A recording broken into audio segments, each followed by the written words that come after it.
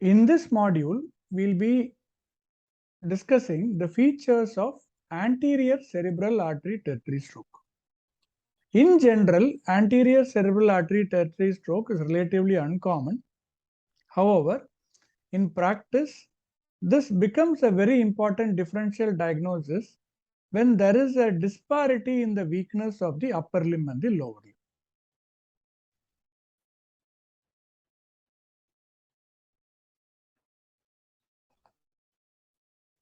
Now, this picture, which you would have seen in John pattern, shows the origin of the anterior cerebral artery. So here you are able to see the carotid siphon or the carotid bulge, which is there in the cavernous sinus. So here only we know that the internal carotid artery divides into the anterior cerebral artery and the middle cerebral artery. So here you have the anterior cerebral artery, and there is a connection between the right and the left anterior cerebral artery, which prevents the occurrence of anterior cerebral artery territory stroke by shunting of the blood to the side of block. That is one of the reasons why the anterior cerebral artery stroke is relatively uncommon. So even if the carotid artery is blocked on one side, the middle cerebral artery will get affected.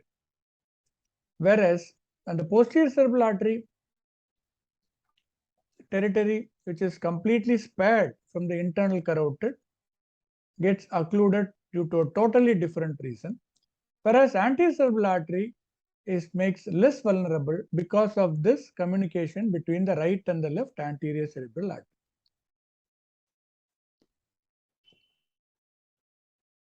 So this gives you a better idea about how the perfusion actually happens.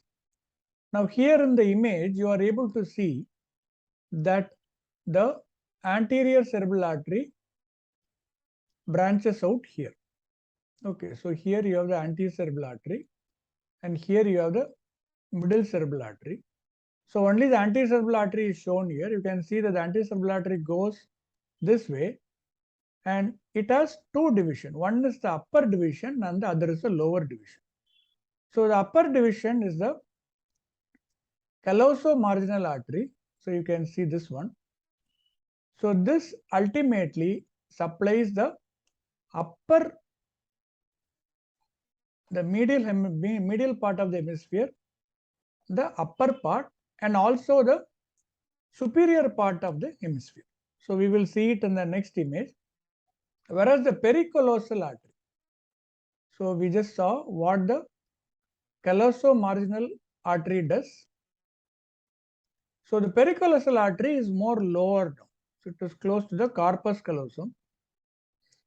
We're able to see that. So this basically supplies the medial part of the hemisphere, but the lower part. So ultimately you can see that the medial part of the hemisphere, predominant part of the medial part, that is the superior part, is supplied by the branches of the anterior cerebral artery. Now, one more thing you have to remember is the recurrent artery of Hubner. So this is a variation. We do not know exactly what percentage of patients have this recurrent artery of Hubner. This actually occurs in the first or the second segment of the anterior cerebral artery. You can see that the middle cerebral artery is here, so offshoot of the internal carotid artery. Then you have the branch which is supposed to go as the anterior cerebral artery, but you are able to see one branch which is branching off here.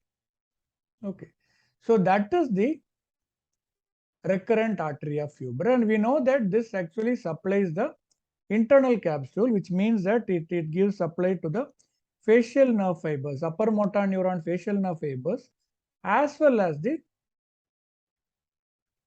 internal capsule fibers. Now, predominantly this recurrent artery of Hubner supplies the upper limb fibers. So, in addition to the human seventh nerve fibers, it supplies the upper limb fibers. But this is a variation, as I told. We do not know specifically what proportion of them actually have this recurrent artery of Hubner.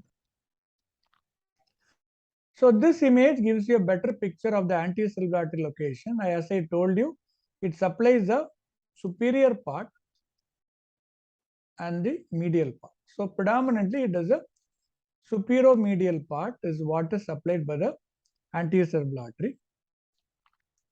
So this is what we saw. So this gives a medial and the lateral view. You can see that the large part, close to 50% of the medial hemisphere is supplied by the anterior cerebral artery, right?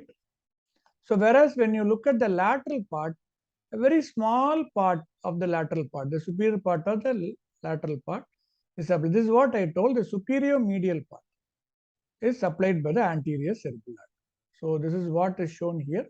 An equivalent of it in the middle, medial and the lateral part I have shown. Now, occlusion of the anterior cerebral artery.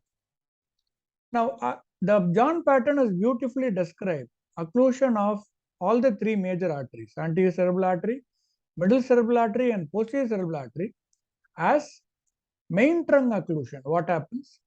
The perforating branch occlusion, what happens? And the terminal branch occlusion, what happens? This is a very nice way of putting forward the localization. Main trunk means usually the proximal part of the artery. When it is blocked, what happens? Perforating branch, in this case, we have only the main thing, which is the recurrent artery of Hubner. And the terminal branch, we know that there are two branches, the superior branch and the inferior branch, the pericallosal and the collosomarginal. They are the terminal branch occlusion. Now, when the main trunk is occluded, we know that predominantly the main trunk, ultimately it supplies the lower limb, the entire the area which represents the motor as well as the sensory part of the lower. So this is the location what we are looking at, which controls both the sensory as well as motor area of the lower. So this will cause a flaccid paralysis of the leg with complete cortical sensory loss will be there. We know that the medial part of the hemisphere also has the bladder control. So bladder involvement is characteristic. So here one differential diagnosis you may confuse is flaccid paralysis of the lower limb with bladder involvement. You may think that you are handling something like a cauda equina or a cauda with along with a conus lesion, something like that we may think, right? That is the problem there. So one clue here will be, though the tone is less, it is a flaccid paralysis of the leg, the presence of an extensor plantar will give you an idea that this could be, the lesion could be somewhere high up, because generally in conus cauda lesion, you will not be having an extensor plantar response, right? So this is main trunk occlusion when there is no Hubner's recurrent artery. But when there is a Hubner's recurrent artery, the same thing will be there. So what you see here will also be here.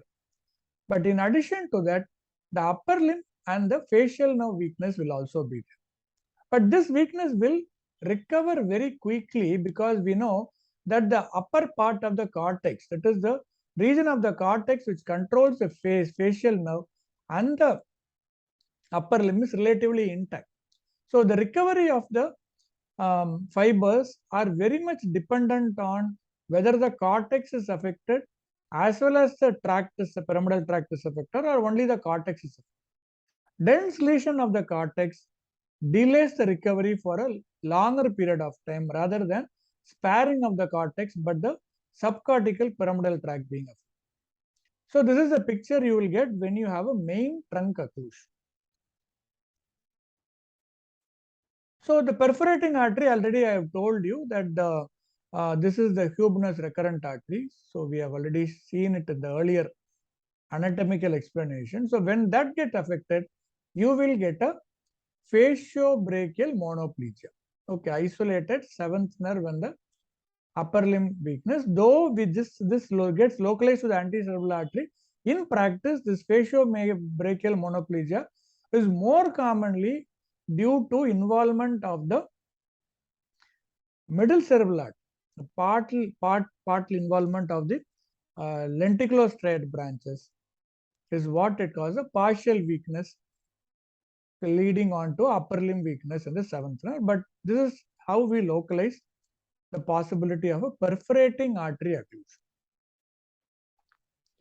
Now, terminal branch. So, terminal branch, we know that there are two major branches which go, and here the characteristic feature is that parasis of the leg will be affected, because you know that the medial, the leg is predominantly in the medial part.